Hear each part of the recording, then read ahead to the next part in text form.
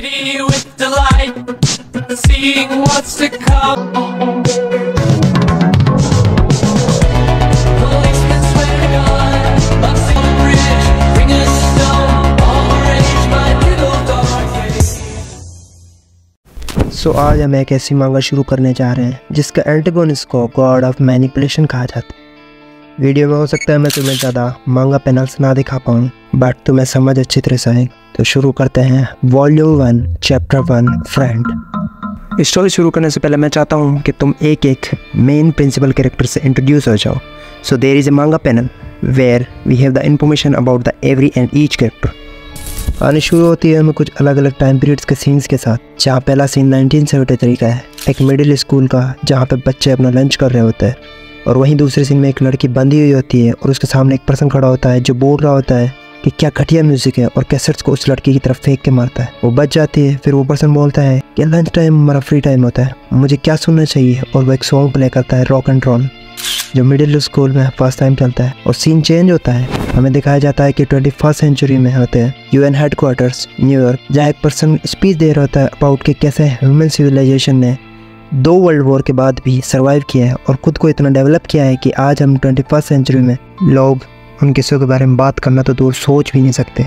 पिछली कुछ शताब्दियाँ मानव सभ्यता की आखिरी शताब्दी हो सकती थी। अब मैं आप लोगों को इंट्रोड्यूस करवाने जा रहा हूँ जिनका ह्यूमन सिविलाइजेशन को बचाने में सबसे बड़ा योगदान है, तो आप सभी उनका वेलकम करें। सीन वापस चेंज होता है और हम देखते हैं कि एक लड़की सो रही होती है और वो किसी साउंड की वजह से परेशान हो रही होती है, और वो उठ के बोलती है कि बार बार ये साउंड मुझे क्यों सुनाई देती है, इट्स लाइक अर्थ शेकिंग। मैं अभी भी आधी रात में उठ जाती हूँ। और वो अपनी विंडो से बाहर देखती है कि उसे एक रोबोट टाइप बहुत बड़ी शेडो नज़र आती है। सीन फिर चेंज होता है और इस बार हम टाइम पीरियड 1997 का है। बच्चे की रोने की आवाज़ आती है और वो बच्चा उस लड़के की बैग पे होता है। वो लड़का बोलता है कि काना, मैंने अभी तुम्हें तुम्हारा दूध पिलाया है तो प्लीज़ अब चुप हो जाओ। दूसरी तरफ उस लड़के की माँ अखबार रीड कर रही होती है और वो वाहियात खबरें पढ़ के उस अखबार को फेंक देती है, जिसमें वो लड़का बोलता है कि इन अखबारों पे सिलवटें मत डालिए, इन्हें बेच के हम पैसे कमाते हैं। तभी दोनों माँ बेटे इस लड़के की बहन के बारे में बात करने लग जाते हैं कि वो उनके पास आई और ये बच्चा उन्हें थमा के चली गई। तभी पुलिस वहाँ आ जाती है और वो लड़का उनसे पूछता है कि आपको मेरी बहन मिली? तो पुलिस उसे बताती है हम इस बार उस रीज़न से यहाँ नहीं आए हैं, हम तुमसे कुछ पूछताछ करना है। हमें पता चलता है ये एक अल्कोहल शॉप है और हाल ही में तुमने इसे एक मिनी मार्ट में कन्वर्ट कर दिया।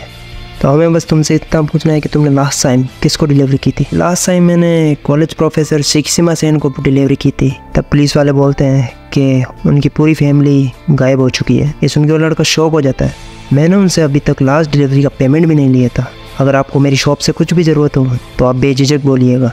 एंड वो लड़का कार लेके निकल जाता है। रास्ते में उसका फ्रेंड मारियो उसे आवाज़ लगाता है कि हे लिक्विड बॉय केंजी, और यहाँ वो दोनों अपनी शॉप के बारे में एक दूसरे को टीज करते हैं। वेल, मारियो के पास एक फैंसी स्टोर होता है और फिर केंजी वहाँ से निकल जाता है और उस प्रोफेसर के घर के बैक डोर पे जाता है और वहाँ से बियर की बोतल के केसेस उठाता है। देन वहाँ उसे एक सिंबल नज़र आता है। वो बोलता है ये सिंबल किस चीज़ का है?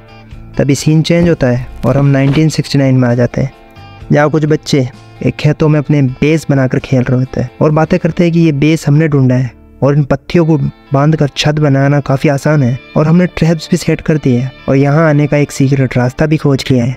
और इन सब के बारे में वो बात कर रहे होते हैं कि 2 मोटे लड़के वहाँ उनको ढूंढने आ जाते हैं जो कि ट्विंस होते हैं, यानबो एंड माबो, जो कि बहुत ही बुरे होते हैं। तभी हम देखते हैं कि वो दोनों एक ड्रैगन फ्लाई को पकड़ते हैं और लिटरली उसके विंग्स को अलग कर देते हैं और वो चले जाते हैं।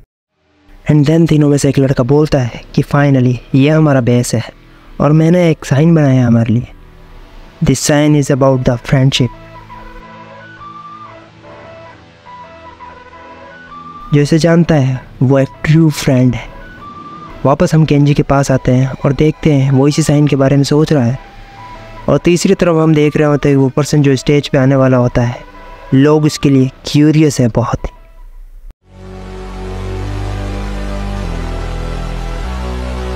इतनी बिखरी हुई दुनिया को देखकर दिल दहल जाता है, लेकिन इसकी सफाई जरूरी है। मैं यहाँ एक सुनहरा भविष्य देख सकता हूँ। और यहाँ चैप्टर 1 ख़त्म होता है। मिलते हैं नेक्स्ट वीडियो में। अगर रिस्पॉन्स अच्छा रहता है तो